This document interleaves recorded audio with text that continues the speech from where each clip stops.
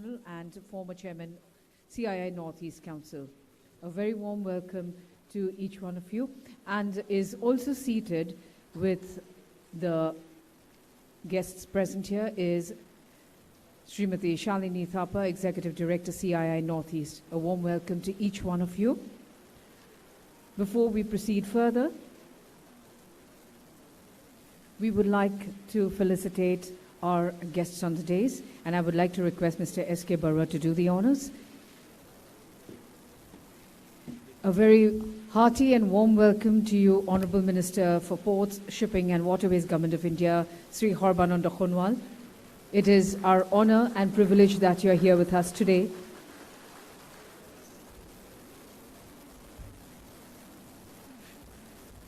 We'd like to felicitate Dr. Ravi Kota, Chief Secretary, Government of Assam. A very warm welcome to you, sir. We'd like to felicitate Mr. Vinod Seshan, Joint Secretary, Exploration, Director General of Hydrocarbons, Ministry of Petroleum and Natural Gas. A warm welcome to you, sir. Thank you, sir, and I'd like to hand over the session to Mr. S.K. Barua.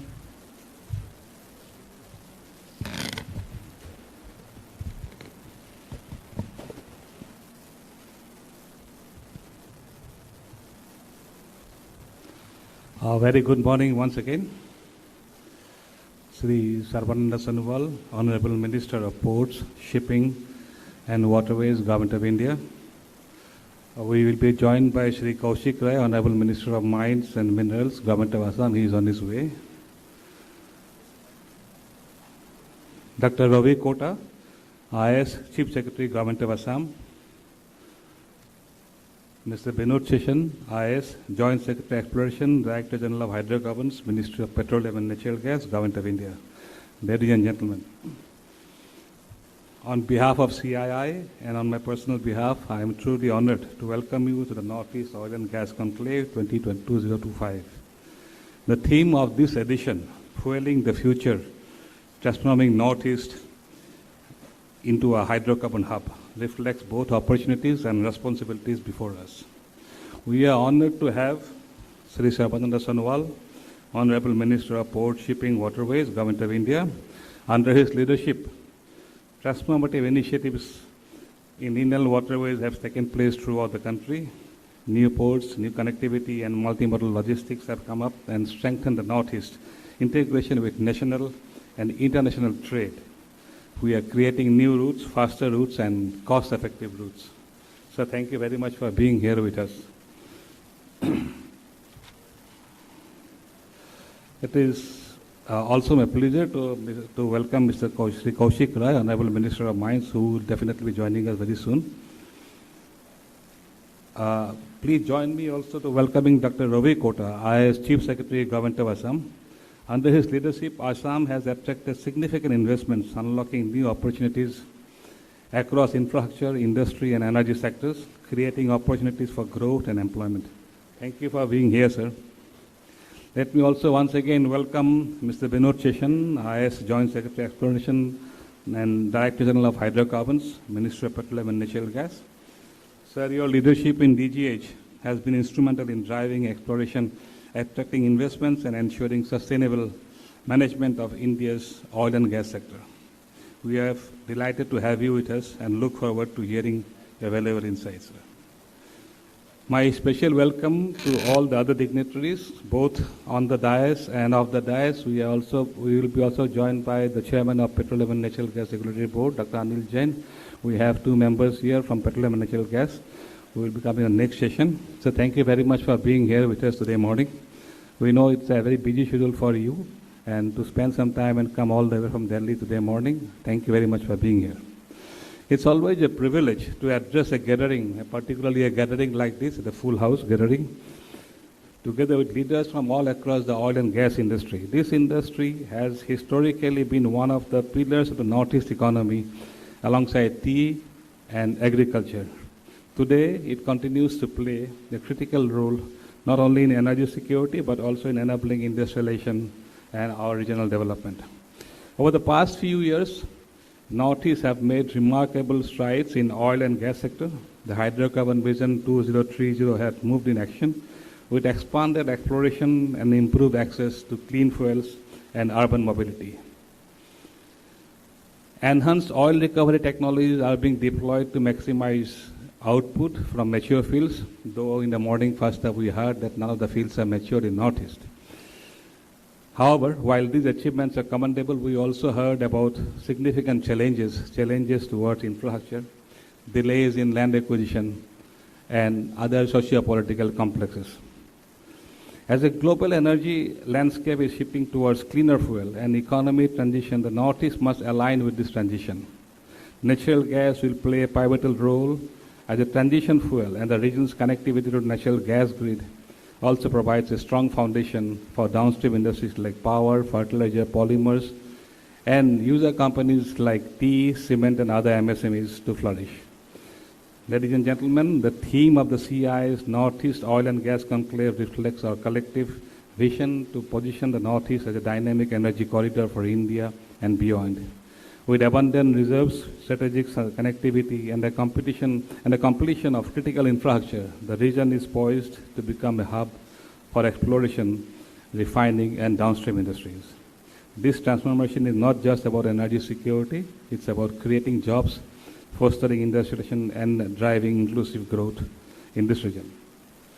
Sir, this conclave has over the years served as an important platform for various players among policyholders, industry leaders, and stakeholders, and all of them we can see today in this event. I am confident that today's deliberation will generate actionable recommendations to accelerate growth and make the Northeast a key contributor to India's energy future. In the first step, sir, we had a session on upstream where there were a lot of deliberations. We had DGH who spoke about setting up a super basin of Assam. That was a very interesting introduction that we have in the session before this. We also, in addition to upstream, sir, in this session we will be also having two more sessions in the first half. The second session will be on oil refining and petrochemicals, and the third will be on natural gas. We will be having a separate session in the second half, which will be purely it will be addressed by Chairman PNGRB, Dr. Anil Jain, who is already here with us. So that will be a session primarily for the CGD companies and gas distribution network.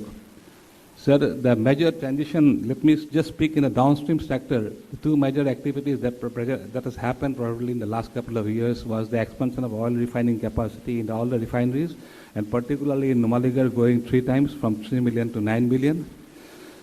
And then, of course, the major transition that is going to happen is in the gas business, because once we have this gas trunk line coming up, which is almost commissioned, IDGL's first line has already been commissioned from up to Numaligarh, and in fact recently last week, Numaligarh has taken the first packet of natural gas. So that's a major achievement, and this IDGL line will cater to all the state capitals of the northeastern region. So in addition to this oil and gas, we are also transiting towards new fuel, and recently Prime Minister was here to inaugurate the ethanol plant of Numaligarh. That's it. In addition to this, Numaligarh's Bamboo Bridge ethanol plant, there are 7 ethanol plants coming up in the northeast, mostly in Assam. So, sir, with this word, I once again welcome you all and look forward to insightful discussion that will shape the next phase of development of the oil and gas industry in this sector. Thank you. Thank you, sir, for your welcome address and for setting the theme.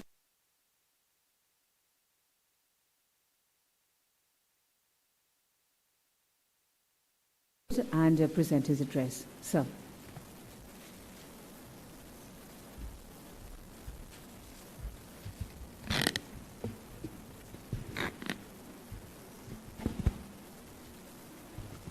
Good morning, everyone. Honorable Minister, Ports and Shipping, and ex-Chief Minister, very respected man, so Sarbananda Sonowal ji, respected Chief Secretary of Assam, Dr. Ravi Kota ji, Sri S.K. Barua ji, Madam Thapa, and invited guests. Once again, it's amazing, I should repeat, to be present in a very, very full auditorium. It shows the energy on an energy conclave. I will give a few important pointers which could probably help all of you think, and then I will close by saying what are the further opportunities available in oil and gas. During the morning session, I did elaborate about how Assam has been an amazing end-to-end value chain, petroleum value chain region. We have refineries, we have discoveries, we have monetized the discoveries, we produce crude oil, we have natural gas, we have condensate. We have downstream industries after the refineries in terms of petrochemicals and also plastics and whatnot.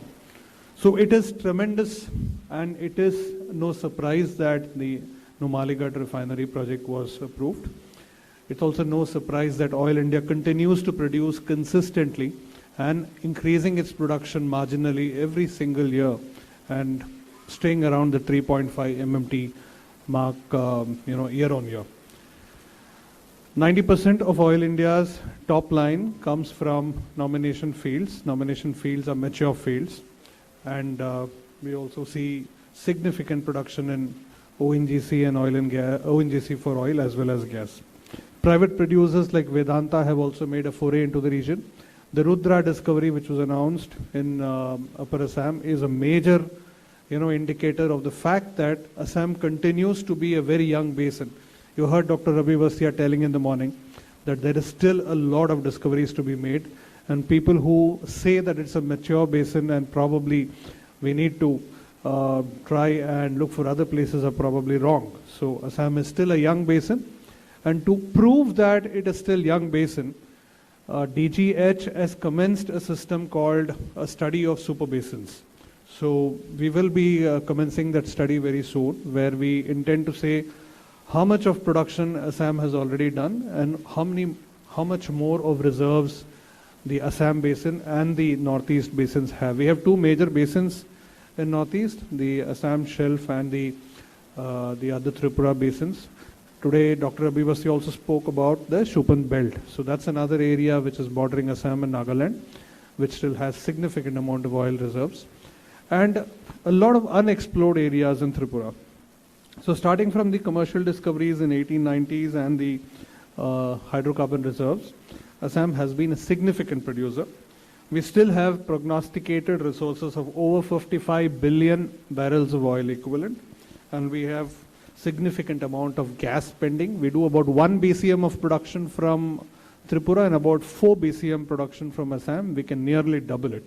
And I will request all oil producers here to take note of that. I'm sure you're aware, but what you're doing is production, but what you need to do is not just production. You need to do exploration to double it. So exploration, while the importance of exploration is very stressed and people know that there is a lot of money to make, there is still a lot of issues related to the clearances, infrastructure, the accessibility, taking rigs to the site, taking a lot of construction material to the site. So with tremendous amount of investments in roads and power by both the central government and the state government, we see from the Petroleum Ministry a major amount of these issues getting resolved. The next I would want to also point to the fact that analogous basins are being spoken about today. We had a conference on analogous basins exclusively from Petroleum Ministry about a few months back, where producers from Northeast attended. And the idea of analogous basins is to compare which is the analogous basin to each basin in India. So Assam has been compared to significant basins in South America, inland basins, and also to significant basins in US. So we find that this basin is likely to continue to produce for more than 3-4 decades now, very, very consistently. The other thing is the policy support. The Ministry of Petroleum has made 4 remarkable changes under the leadership of the central government.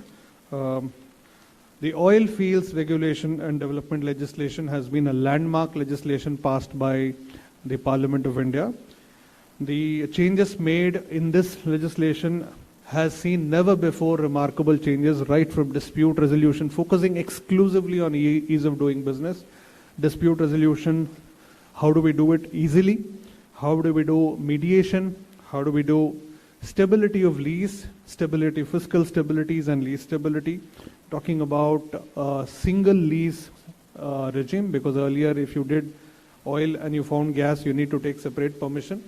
And if you found coal bed methane, there you take separate permission. You find hydrocarbons, other than these three, you take separate permission for that. If you want to do coal seam gas, that is a separate permission. Everything has been combined. You do shale, that's a separate permission. Today, it's a single regime across India. The oil fields regulation and development legislation, the amendments have already been appointed and notified in the Gazette. You just need a single lease and you can produce any hydrocarbon. The second is the rules. Basis the amendments, we have prepared the rules. The rules have been cleared with the Ministry of Legal Affairs and Legislative, and we are expected to notify it any time now. So oil companies will be able to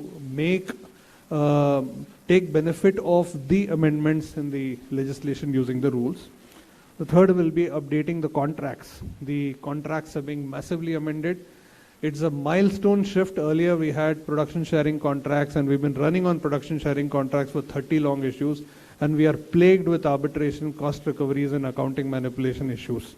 Since 2015, this entire thing has been changed. We moved to revenue sharing contracts, and it's all self-certification based. So it's a massive change in the way we look at oil and gas. We are saying we trust the oil and gas operators, and we do not look for any auditing from our side. Everything is carried out by the operator and handed over as an information. The bidding is purely on the top line, and it is easy for them also, the operators also, to implement it. Then we have data. You heard the Minister for Oil and Gas speak on the floor of the Parliament in presence of Honorable Prime Minister that this industry, E&P industry, is blind without data. So everything is data. So without the data, we will not be in a position to explore and produce. So National Data Repository is being upgraded, and that is being notified very soon.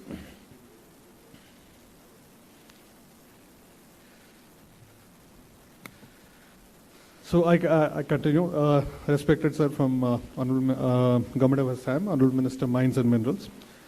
So we are speaking about E&P, sir. So I'm just continuing the discussion. So the next is Hydrocarbon Resource Assessment Survey. We are trying to see, apart from the data which is on the National Data Repository, how do we build prognosticated resource information also onto the NDR. So part of the Assam Northeast Survey, which is called the Super Basin Study, is also about understanding how we can build the data onto the NDR about areas where it can be explored. Today morning you had a question on Manipur. Somebody is saying Manipur 2 blocks were taken. Those data has been put onto the NDR, but the blocks were eventually given away, surrendered by the operators. So that information which the block gave onto the NDR can be very useful information. So we want to make it available to everybody. For those of you who think that exploration is tough, let me give an example. It is certainly tough, but it is also majorly rewarding. In Guyana, that's the most spoken about discovery of late, the largest oil discovery in the world today. It's called Liza. The discovery happened after 30-40 years of exploration, sir. So since 1970s, many companies, including their own national oil companies and many big international oil companies, explored there. And by 1999, everybody gave up. And they said, Guyana mein oil nahi hai shayad.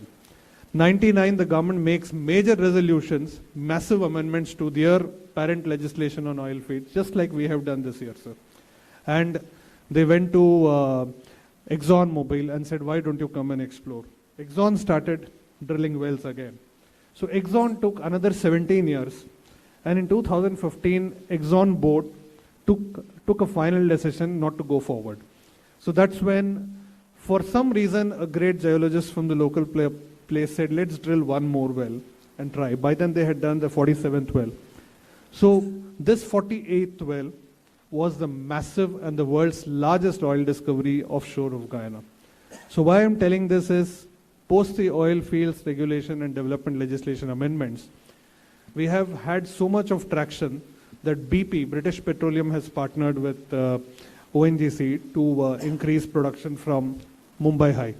And Mumbai High continues to be the crown jewel of India and the heart of Mother India for oil gas production. Similarly, we see Oil India. If anybody has read today's headlines, Oil India, which is a company based out of Northeast, has partnered with Total Energy, the French major, for pure rank exploration, sir. It's signed yesterday. and we hope Total to contribute significantly to increase the reserves in the northeastern region. So that's about exploration and production. On the downstream, with the Urja Ganga pipeline and the northeast gas grid, we expect that gas production and utilization of gas will significantly increase. We had a query in the morning from somebody who said tea gardens and industries here need a lot of oil and gas, and the gas subsidy may continue to be supported by Government of India. In presence of Honorable Minister, Ports and Shipping, and ex-Chief Minister who understands the state very well, so I will request him also to support it. From the ministry, sir, we have continued to prepare a cabinet note on it. It has also been processed, and at some point we will brief you on that also, sir. On the city gas distribution, there have been numerous city gas companies which have been given contracts by the Petroleum and Natural Gas Regulatory Board. I see on the session that you have a session from the chairman of the board, so that will be very interesting to get to know from them what plans they have. We also have refinery augmentation plans which already has materialized through the NRL expansions. Bongaigaon has already taken up some efforts. I also want to say that what is very, very important for Northeast is to integrate all of this into a state policy. So where I see is that many states probably are not aware, especially in the Northeast, that what are the assets and resources they have. One example is the gas production in Tripura has fallen down. What is the impact of that? The impact is that downstream industries do not get gas adequately, the state doesn't get royalty, and the economy of the state does suffer a lot. Interestingly, there is no talk about it at the state level. So that's because oil and gas, everybody understands refineries. Everybody understands downstream industries basis oil and gas. People do not understand E&P very thoroughly. Thankfully, that feature is not there in Assam. We have seen Assam has always given top priority to E&P. Considering that we are doing this conclave in Assam, I want to reinforce that idea that everything in oil and gas industry is about money. There is a lot of money to make, but it will only be possible if the source is identified. The source is exploration. So we need two things. We need good terms, commercial terms. That's what we always think. But even before the commercial terms, we need good source rocks. So identifying the source rocks is the most important theme and the most important fundamental duty for whether it is a company, whether it is a government, or whether it is a policy maker. And I would say every investor to start tracking the source of the rocks. So where the source of rocks is identified, the rest of it will automatically fall in place. Finally, I want to say that there is one more objective which need to be spoken about, integration of issues across Northeast. We have many border issues. We have issues related to environment. We have issues related to clearances across wildlife sanctuaries and all that. We take up regularly with the respective state governments. I will request the state government to continue supporting that, and I will also request the companies to play a proactive role in highlighting those issues. Thank you very much.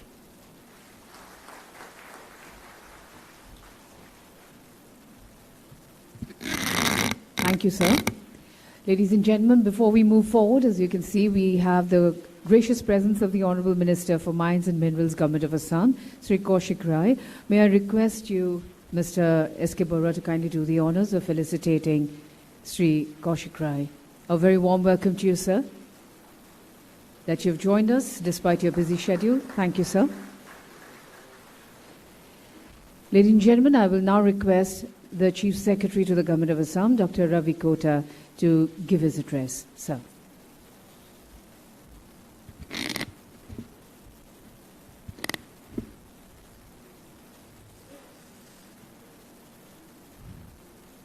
Honorable Union Minister of Ports, Shipping and Waterways, Sri Sarbananda Sonowal Danguria, Honorable Minister of Mines and Minerals Assam, Sri Kaushik Rai Danguria, my dear colleague, Mr. Vinod Sheshan, Joint Secretary Exploration and holding the charge of Director General of Hydrocarbons, Mrs. Shalini Thapa, Director CII, and distinguished guests present and dear participants. At the outset, I would like to congratulate CII and the entire team for putting up this very important and critical area to be discussed today, covering various important sessions. And also, it's our privilege to have here Union Minister Sri Sarbananda Sonowal sir, because not as a current charge alone, because current charge he has been doing so much of work for last 3-4 years.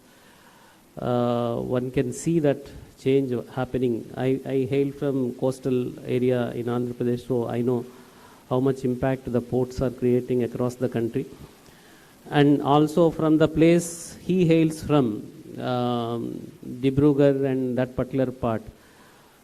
So this oil and gas is lifeblood of Assam as such, but more so in that part. So Assam is the birthplace of India's oil industry. We can very proudly say that. With the first commercially successful oil well at Digboy in the late 19th century and Asia's first refinery established there. We all aware about that. And not only that,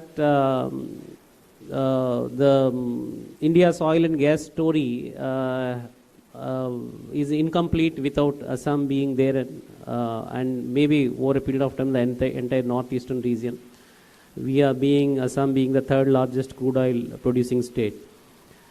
So I don't want to get into the numbers because you're all from the sector and belong to the entire oil and gas ecosystem. But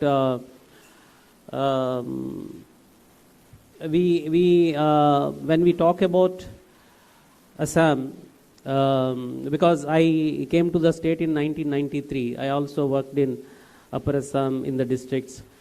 So oil and gas, when we look at, there are points of frustration when we are in the government system, when we work. But it's again a half full and half empty kind of a, generally we quote about that glass half full or half empty, whatever the way you would like to see.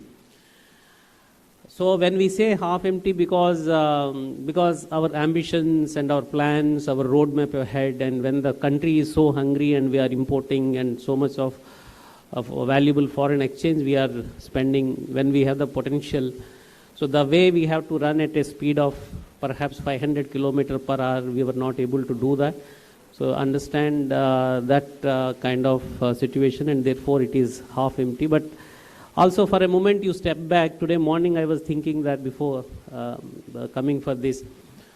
So what is the half full kind of a story as we personally felt in this journey of 3 decades? There are many things have happened. And many things have happened. Some of the things got initiated even in 60s, 70s, 80s, but they went and moved very on a snail pace kind of a thing. So last time, Honorable Prime Minister was there in Jorhat for one of the public meeting. So he wanted to speak. In the night there was a bit of a, asked us to, he was staying in Kaziranga, next day he was flying to Jorhat side for a program. So in the whole night, because till the time I didn't know some of the developments happened in 1947 to 57, 60 also. Then we went into some of the historical aspect of when 52 or 53 Russian team was brought in by Government of India. They proposed one of the biggest oil refinery near Nagaon somewhere. That's what it's written in the history of. So then everything has been tied up, and suddenly someone in Delhi, they felt that it is so close to China and we can't have critical asset like a refinery at this point of its place. So therefore we should not plan for whatever Digboy started with the Britishers, we should not start. So it has been there in the thought process, but some of the, you can say, looking back, historic blunders, whoever were the decision makers at that point of time, they thought that we should not, perhaps, had it been done those times further, a kind of a bigger capacity apart from Digboy, refineries, and perhaps things would have been different. But anyway, upstream and the kind of, half full story is what I'm going to saying, till now, the kind of efforts the last 15 years gone into, I am not a political person to praise this government, that government, but when we see as a government as a continuous process, because this is very complex kind of a sector, oil and gas. So you all know that different people from the upstream to downstream and many other kind of a factors, how they play, and more so in the northeastern region and Assam kind of a place. So given that complexities, getting one legislation done in the parliament, we know that how complicated it is. So sometimes it looks that we are helping the industry, we are helping the oil and gas sector, but within that there are 1,000 players and suddenly few players feel that that kind of initiative is not going to help that set of people. So then things will get complicated. So despite of that, so much of work has been done, and these kind of things, when there was an agitation in this state, people saying that no, we will not allow a single drop of oil or gas to get out of this place and everything should be refined. To the kind of an idea, those days no one thought that there could be a gas grid. There would be an oil flowing and any amount of distances one can transport oil anywhere, crude oil, and gas can go anywhere. Now we are talking about not only gas integrated across the country and also IGGL kind of a line where the northeast and those kind of things have happened. And the private sector kind of an operators and the monetization of the assets have happened. So some of you are already sitting there, major players in the private sector, you are already doing the work. So, and the kind of capacities are increasing, and we always cherish Numaligarh refinery among all the refineries, being the modern refinery, the scale at which it is getting expanded, the kind of innovation it is doing in terms of recently inaugurated bamboo-based bioethanol, and many other things are going to come very soon. So, and I also personal kind of an association with Numaligarh refinery when it was in the last 2 years before it was getting completed. I was local DC there, and the then Prime Minister Sri Atal Bihari Vajpayee came and dedicated that refinery to the nation.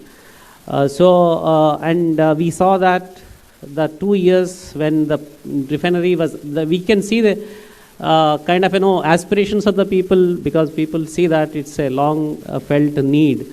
And very passionately, those days the NRL team used to explain, to compare the people, the kind of, what are the figures of Digboy and what are the figures of even with a 3 million metric ton capacity. So how it compares with Digboy. But at the same time, people also get perplexed that when Digboy had so many employees and you are saying only 300 employees with 3 million metric ton capacity. So it's how you communicate this thing to the people. So all the stakeholders, when we are all here and discussing various kind of things in the upstream, downstream, and refineries and entire ecosystem up to the consumer, consumers as spread out and as diverse or disparate as tea gardens, etc., and small industries.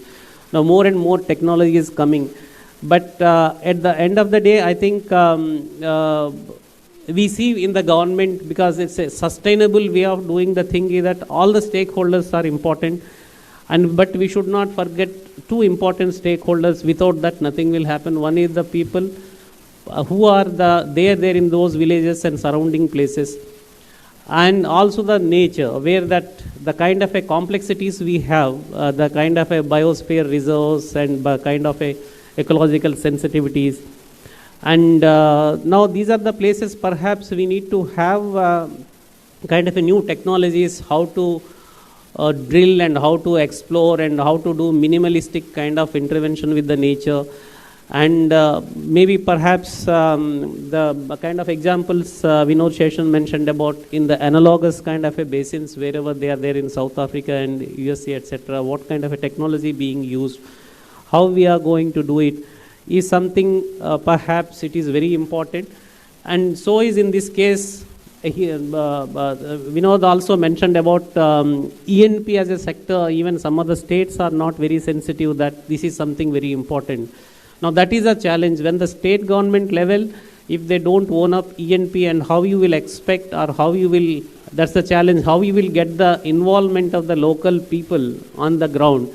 It's not that everyone will be given a job and everyone is going to get that kind of a directly visible kind of an income, but unless there is some kind of a sense of involvement, some kind of, that's why the entire ecosystem has to develop end to end in such a way that everyone gets some kind of economic benefit, some kind of a direct or indirect benefit. So that is also another important thing, and beyond whatever we have some other historical interstate border issues, we know that Assam Nagaland border, the amount of reserves they have and the kind of issues we need to address there, and efforts are on. But I think for everything, time has to come. The way now in French Guyana, it took so many years. Similarly, some of our problems also, where nothing succeeds like success. So I hope the kind of interactions we are going to have today, and the energy consumption in Assam is very low. It's a 1/3 of what is the national average with 0.21 TOE.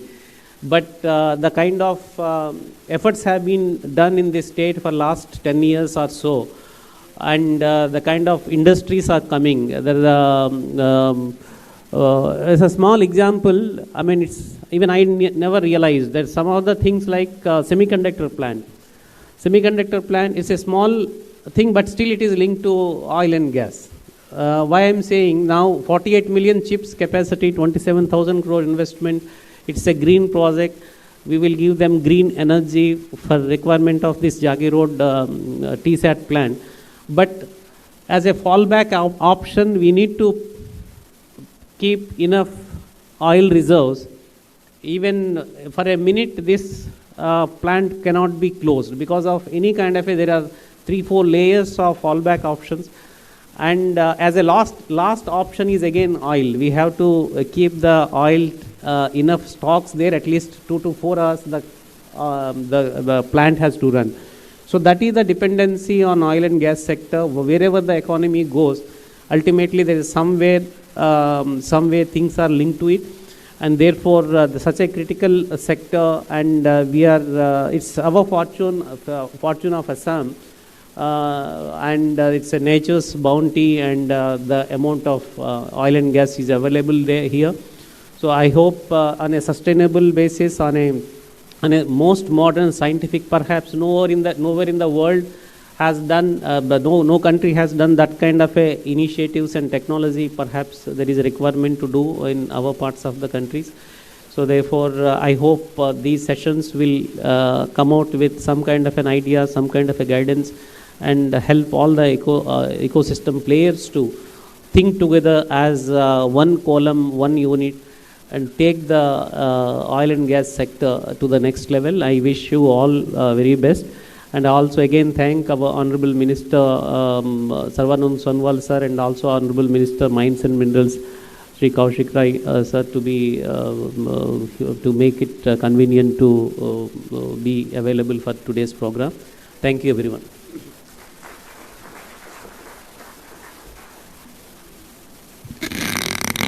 We heartily thank the Chief Secretary to the Government of Assam, Dr. Ravi Kota, for his inspiring speech. Thank you, sir. Ladies and gentlemen, we have with us Sri Kaushik Rai, Honorable Minister for Mines and Minerals, Government of Assam. We would like to hear from you, sir.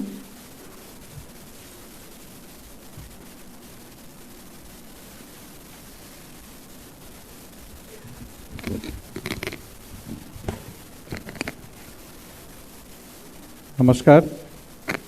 Honorable Chief Guest, Sri Sarbananda Sonowal ji, Union Minister of Ports, Shipping and Waterways, Dr. Ravi Kota, Chief Secretary, Government of Assam, Sri S.K. Barua, Chairman of CII Assam Oil and Gas Panel, Sri Benod Session, Joint Secretary, Government of India Exploration, Srimati Salini Thapa, Director, CII, ladies and gentlemen, good morning and namaskar to you all. It is a privilege to join you at the CII Northeast Oil and Gas Conclave 2025, a platform that unites industry leaders, policy makers, and stakeholders to shape the future of energy in our region. The theme Fueling the Future, transforming Northeast into a hydrocarbon hub, perfectly aligns with Assam's vision for sustainable growth and industrial transformation. Assam's legacy and emerging opportunities, as Assam has always been at the core of India's hydrocarbon journey. Today we are entering a new era of opportunity driven by expanded exploration, improved connectivity, and major infrastructure development. Blessed with abundant natural resources, Assam, often called the land of blue hills, has served as an energy backbone for the nation for decades. Our proven crude oil reserve stands at around 70 million tons, and natural gas reserve exceed 2 trillion cubic feet. Assam holds 12% of India's natural gas reserve and contributes 50% onshore natural gas production. By 2030, the state is poised to double crude oil availability and increase natural gas production by 3.2 BCM to 6.3 BCM. These developments are not only strengthening the energy security but also create jobs, attracting investment and enable downstream industries to flourish. As a Minister for Mines and Minerals, I see immense synergy between the oil and gas sector and Assam's mineral resources.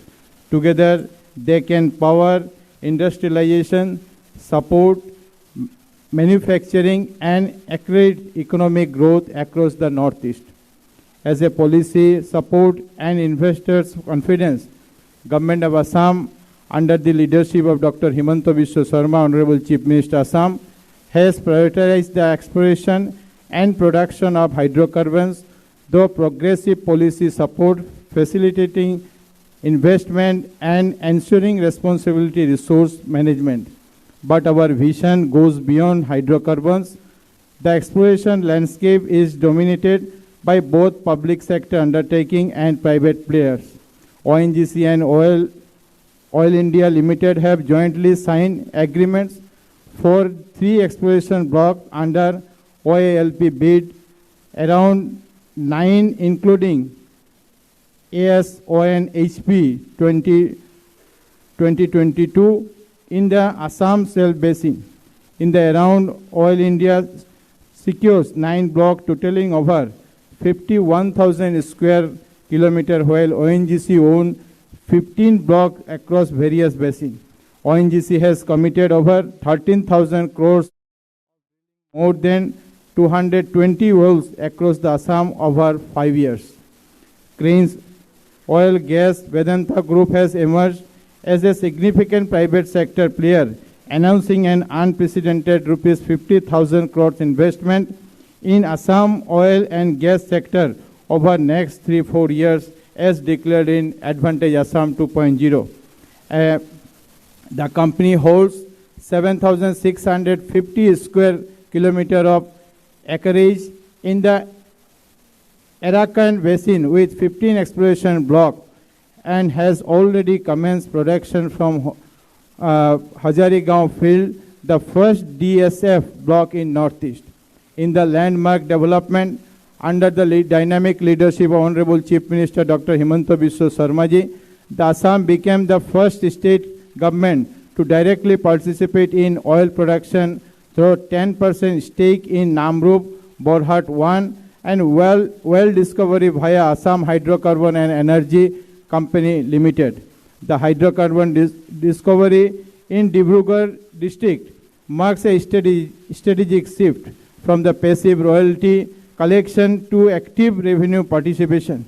There are lots of upcoming projects and infrastructure development taking hydrocarbon as source of energy, like the Numuligarh refinery expansion project, the valued approximately rupees 33,901 crores, is 75% complete and expected to finish by December 2025, tripling capacity from 3 MMPTA to 9 MMPTA. The Brahmaputra Kekar and Polymer Limited, BCPL, continues its petrochemical operations. Lepet Keta of Dibrugarh with expansion plans underway. A 360 KTPA plant is planned to at Numaligarh with the estimated cost exceeding rupees 7,000 crores. The state energy infrastructure expanding through the northeast grid, gas grid, 1,670 kilometer city gas distribution network expansion and Paradip Numaligarh crude oil pipeline, 1,640 kilometer. This development position Assam as a critical hydrocarbon hub, continuing the significantly to India's energy security and self-reliance goals. But our vision goes beyond hydrocarbons. Assam minerals wealth is equally significant. Our state boasts substantial reserve of coal, approximately 10 million tons annually, which supports thermal power plants, cement industries and other sectors. Limestone deposits, vital for cement manufacturing, is abundant in districts such as Karbi Anglong and Dima Hasao district. REE and critical minerals mainly available in Karbi Anglong and Nagaon district, which may change the scenery of Assam. I am hopeful that within 2026-27, Karbi Anglong will be the main hub of REE and critical minerals of India.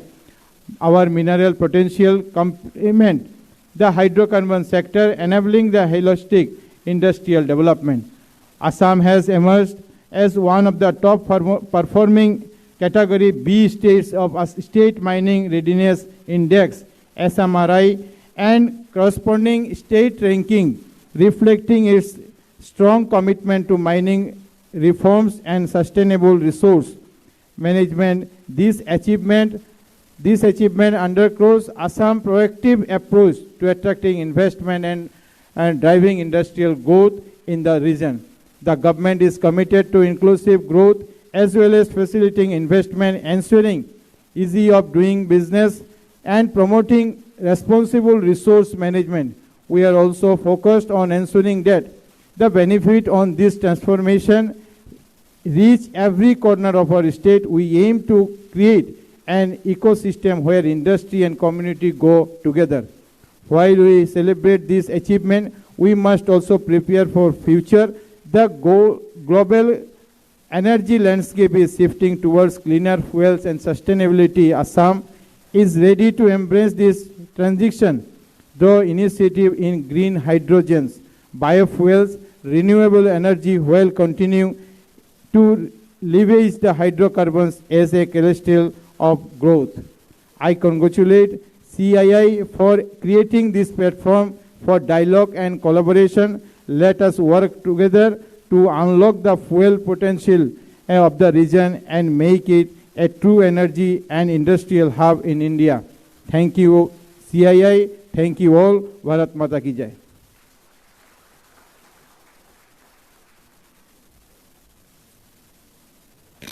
Thank you very much, Honorable Minister, sir.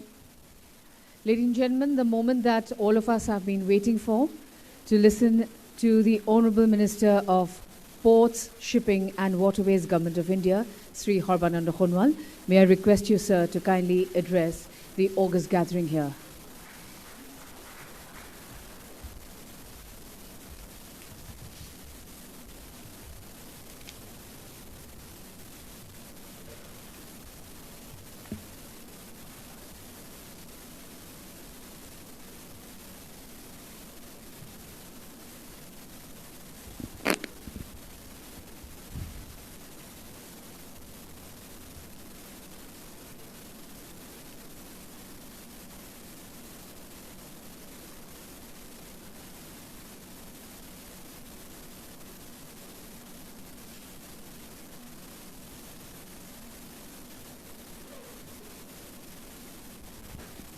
Namaskar.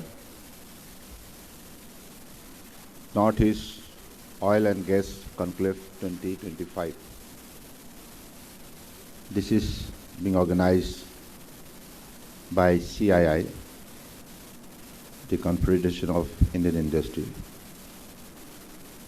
And today, in this very meaningful conclave, I believe the gathering of public-private partnership is very kind of significant, because without PPP policy, we cannot create the ecosystem for our speedy growth and to maintain the two parameters, speed and scale, of our faster growth of our economy.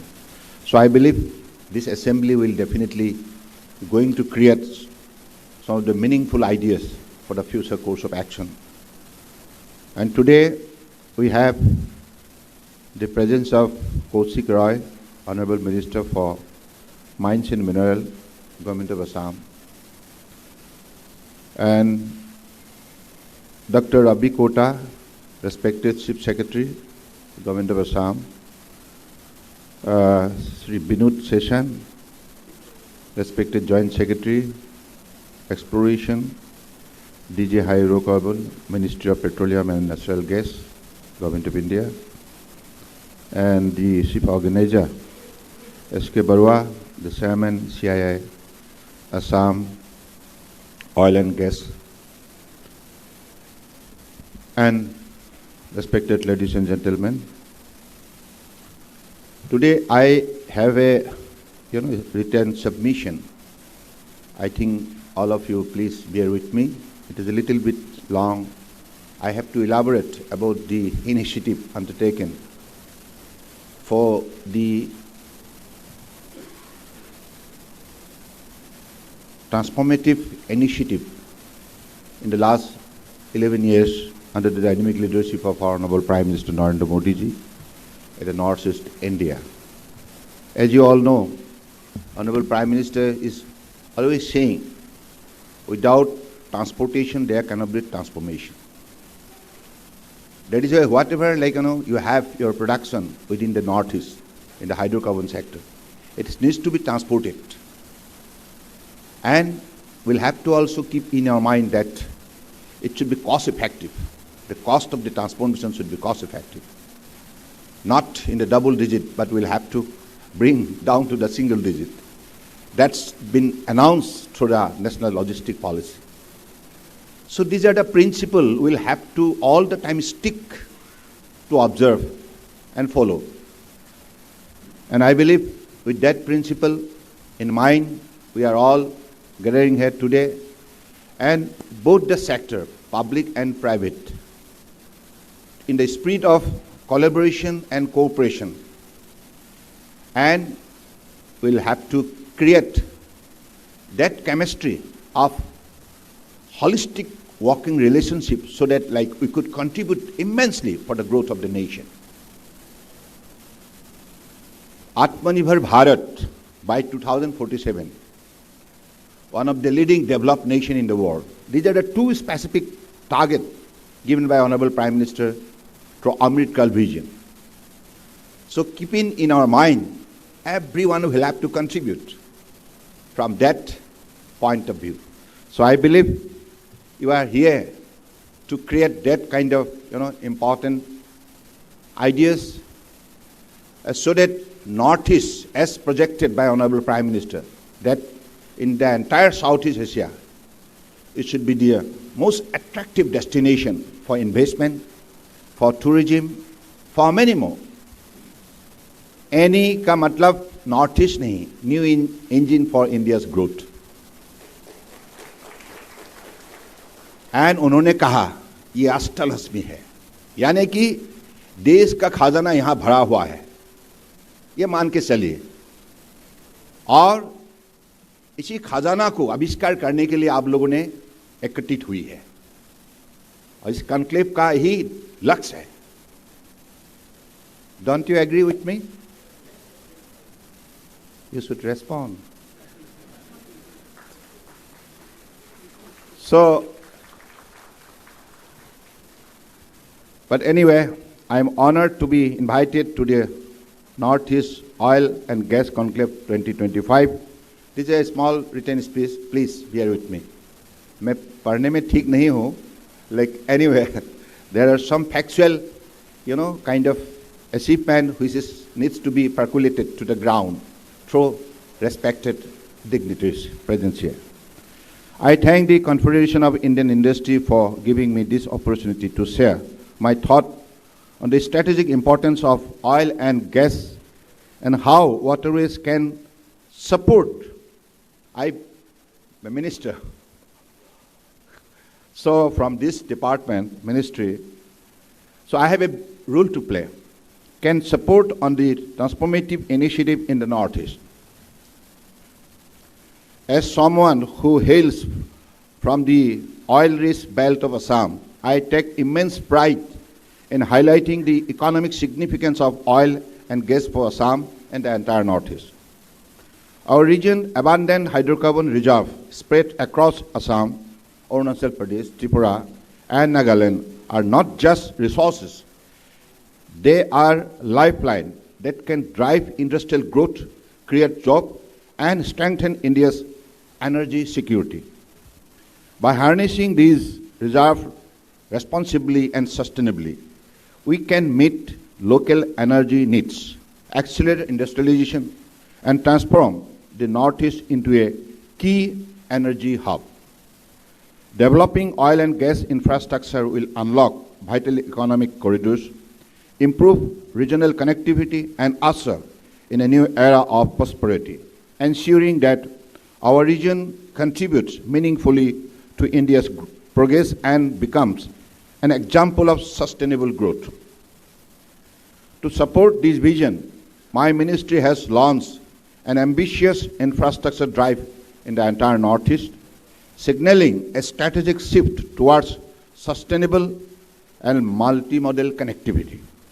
Before coming to the endeavor of our government for the growth of inland waterways in Northeast, let me take this opportunity to enlighten the distinguished audience about the initiative taken and outcome achieved by us in the inland waterways sectors under the visionary leadership of our Honorable Prime Minister Narendra Modi ji in the last 11 years. Path-breaking legislative reforms, such as the National Waterways Act 2016, declaring 106 numbers of new national waterways, and in Inland Vessel Act 2021, replacing a century-old legislation, ushered in a new era for the inland waterway sector of our nation.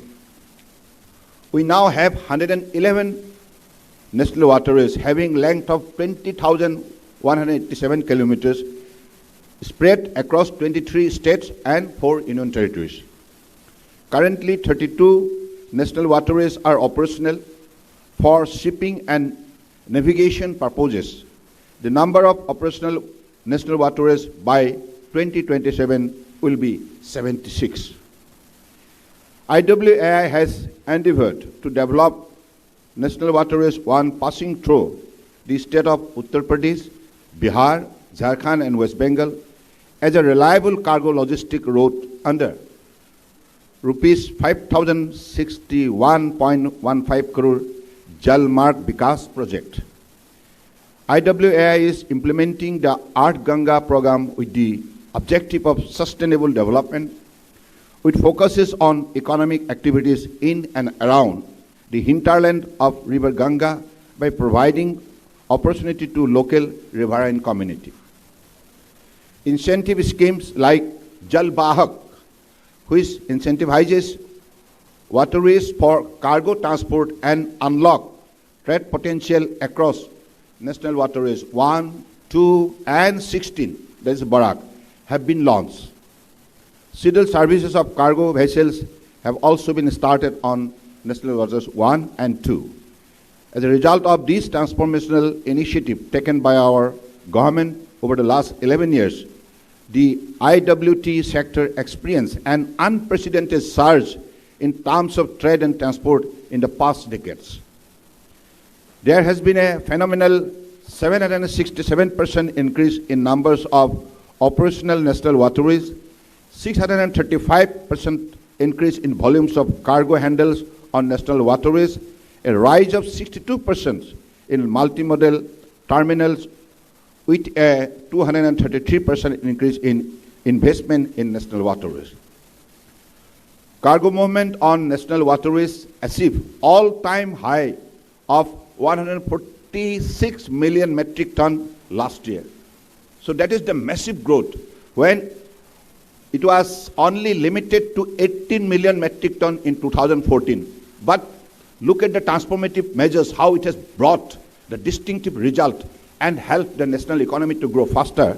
This is the example. From 18 million ton, because of the Honorable Prime Minister's leadership, because of his innovative ideas and planning and better execution within a time frame, this went up to 146 million metric ton. That's the growth.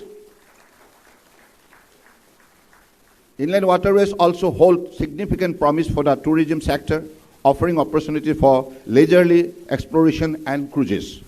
The historic journey of MV Ganga Vilas explained the potential of cargo tourism, being the world's longest river cruise traveling through 27 river systems, 5 states and 2 countries, a journey of 3,200 kilometers from Banarasi to Dibrugarh. आप लोगों के लिए मैं बताना चाहता हूँ कि पहले जब भी हम क्रूज के बारे में बात करते थे, तो उसी काल सन में we always refer to Europe. If somebody wants to enjoy the life in the cruise, then they always refer to Europe. That's the better destination. Now the entire perception got changed because of the Honorable Prime Minister's vision. And initially when we started to campaign how it is going to be operated, before flagging off the vessel from Benares, and we had to face a lot of criticism from across the country that नहीं गंगा में पानी नहीं है, ये फंस जाएगा, जहाज कहीं ना कहीं फंस जाएगा, ये चलेगा नहीं, because we have to carry 32 Swiss passengers. It was not Indian passengers. That was the bigger responsibility, like Himalayan responsibility. We had to shoulder with responsibilities and commitment. And Honorable Prime Minister has a very, very strong conviction. And he directed that, go ahead. Nothing is going to stop our journey. This is how it has happened. And recorded world's longest river cruise being operated in India. This is the power of Indians' vision and guts, courage and determination. There are 15 cruise circuits now operational on national waterways, and by 2027 it will increase to 89. Number of luxury cruise vessels on national waterways were 3 only 2014-15 now, which has now increased to 25.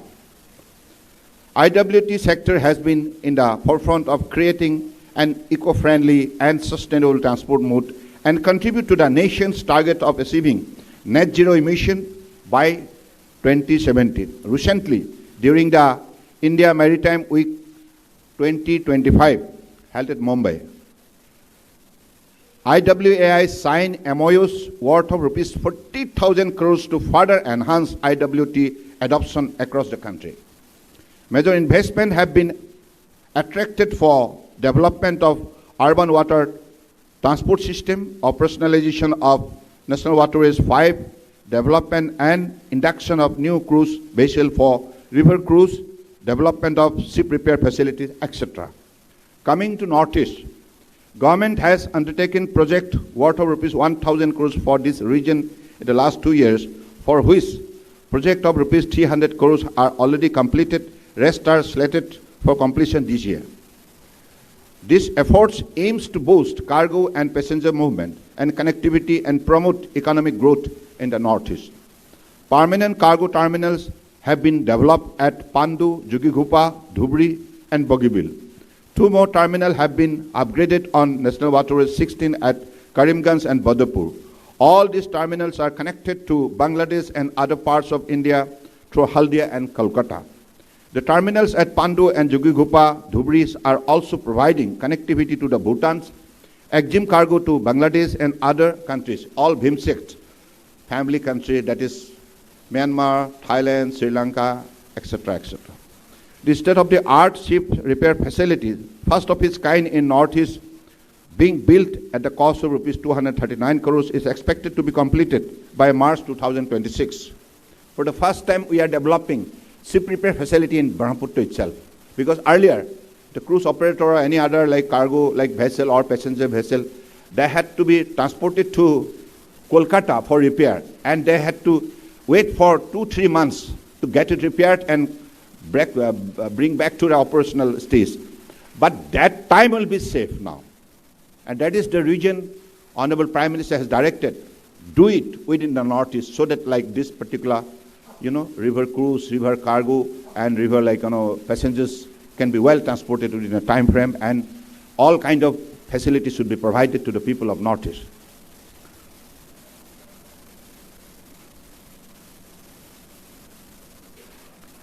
Assured fairway dredging contract have been put in place for round-the-year navigation between Bangladesh borders and Guwahati. From Guwahati to Dibrugarh, Sadia, 7 departmental dredgers have been deployed for smooth navigation of the basin. The present connectivity to Pandu port is through congested city roads. A dedicated approach road from National Waterways 27 to Pandu port at a cost of rupees 180 crores is being developed and expected to be completed soon. A number of river cruise vessels with our state-of-the-art facilities are plying on these waterways.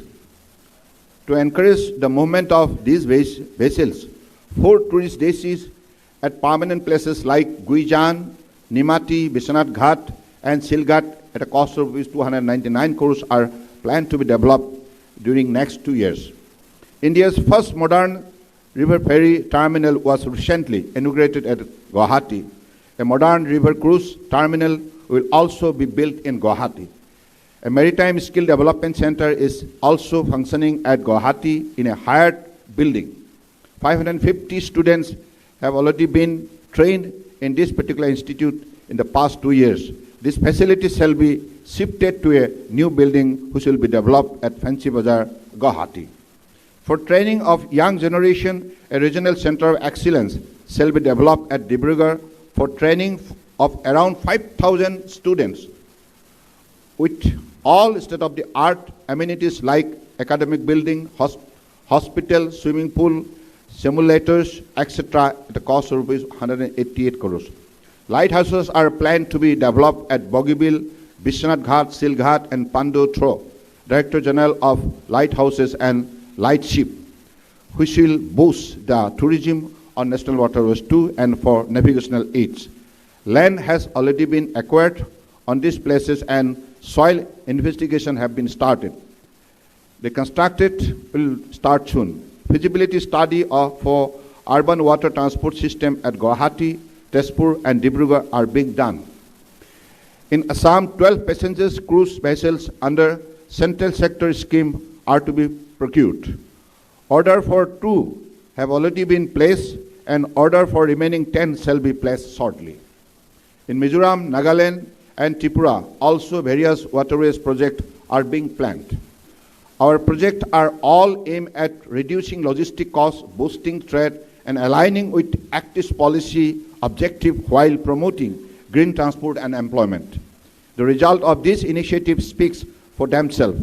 IWAI's March 2025 cargo report shows National Waterways 2 cargo rising from 65,800 ton in March 24 to 80,987 ton in March 25. A 24% year-on-year increase for that month alone. Annual cargo movement now stands in the range of nearly 6 lakhs ton, demonstrating accelerating utilization and scalable capacity for large bulk and fuel movement compared to route transport constraint. Our recent initiatives are not just about connectivity, they are about powering industries that drive our economy, especially oil and gas. IWA has already transported large over-dimensional cargo to Numaligarh refinery for its expansion program and move petroleum product via river routes. This is a significant effort because that time S.K. was heading that particular organization, and we had signed an MOU. How the over-dimensional, that is, the cargo is a big size. I think it measures up to 495 ton, isn't it? Close to 500 ton. Look at the shape and size, and it is not easy to transport on the roads. That is why I decided to bring whatever is.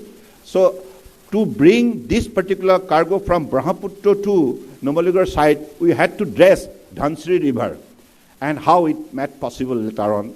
So this is how the kind of, ecosystem we could build. It is not that only railways and roadways, but waterways also convenient enough to make all these, purposes fulfilled.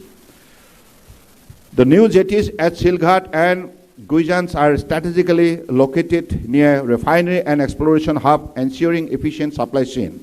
Years-round navigability through dredging support, uninterrupted heavy cargo movement, critical for upstream and downstream operation. Simplified NOC procedures and PPP model attract private investment for dedicated oil and gas handling facilities, while the Pando ship repair facility ensures vessel availability and reliability. Together, these measures positions our waterways as the backbone of energy transportation, reinforcing India's energy security and driving economic growth. The Northeast is ready to lead India into a new era of connectivity, sustainability, and prosperity. Before I conclude, I would like to extend my heartfelt thanks to CIA, because CIA really, this particular event, when S.K. Barua has spoken to me, I had a different idea, but later got to learn that hydrocarbon sectors, you have decided to kind of, explore it in such a manner that all the domain expert group from private sector and public sector will put together their effort, their energy, their wisdom, their knowledge, their skill, and ultimately make this particular part as a hub of hydrocarbon growth. So it is a very good idea, and I have 2-3 submissions. Number one, anything you are to drive efficiently, you need quality workforce. This is also one of the most challenging part of any kind of project. Whatever you discover here, tomorrow, if it is to operate it by the young, late of this particular locality, then you will have to create that quality workforce for any kind of vertical they could able to handle. So I believe to generate the capabilities enhancement, you will have to develop the R&D institute and also the technology, the skill, the design, whatever is required for this particular sector, you'll be knowing better. So I believe you need not have to depend on the foreign countries, because in the recent past we had a very, very kind of, different kind of experience we had to share, Oil India and others, oil government of Assam. When Bagjan, that particular pipe was blown up, and ultimately to kill the fire, we had to hire the expert from Singapore and different part of the world. And we have to wait for months to find out the expert to handle this particular critical situation. So that is why, please develop that ecosystem so that tomorrow, any kind of challenge arise out of this particular field, any kind of eventuality, you should have the quality workforce to handle, to give the fitting reply. And I believe this is what is very required. When even in our sector also, now Honorable Prime Minister has directed that India should become, by 2030, one of the top 10 shipbuilding nation in the world. And by 2047, India must position herself as one of the top 5 shipbuilding nation in the world. To achieve that goal, now we have to create the ecosystem. All the vertical related and connected to the shipbuilding we'll have to create within the country itself.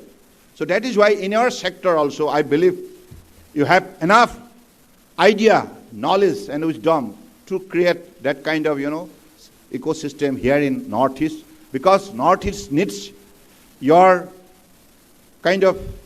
all kind of support, all kind of encouragement, all kind of facilities. Nowadays, if you want to make yourself globally competitive, you will have to create that ecosystem to create global facility available here in this Northeast, so that तब जाके हम आत्मनिर्भर बन सकते हैं. तो आत्मनिर्भर भारत बनने के लिए हमें खुद को इस विषय पर चिंता भी करना होगा, कदम भी उठाना होगा, मेहनत करना होगा और ये साबित करना होगा कि दुनिया में हम सर्वश्रेष्ठ हैं, सर्वश्रेष्ठ है. ये एक भारत श्रेष्ठ भारत, ये एक भारत श्रेष्ठ Bharat. This is what we are to create, the environment within the country, and particularly Northeast, the most priority sector of Honorable Prime Minister in the last 11 years. Whatever support he has given, it is unique, it is historic, never before. So this is what he, morning till evening, all the time, he feels that, yes, people from Northeast also come up with this particular objective and also put their most dedicated effort, and you are all knowledgeable persons sitting here, all experienced and successful stakeholders sitting here. I believe you can do it. Thank you. Jai Hind.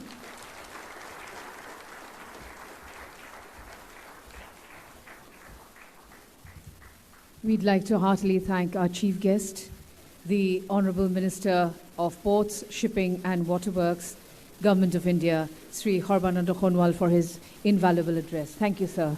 Thank you very much. May I now request Mr. S.K. Barua to present his concluding remarks. Sir.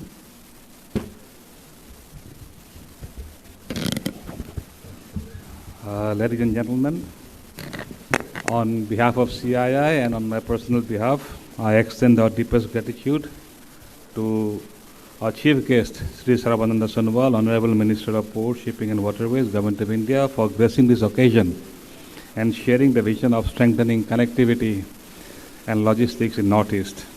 Sir, your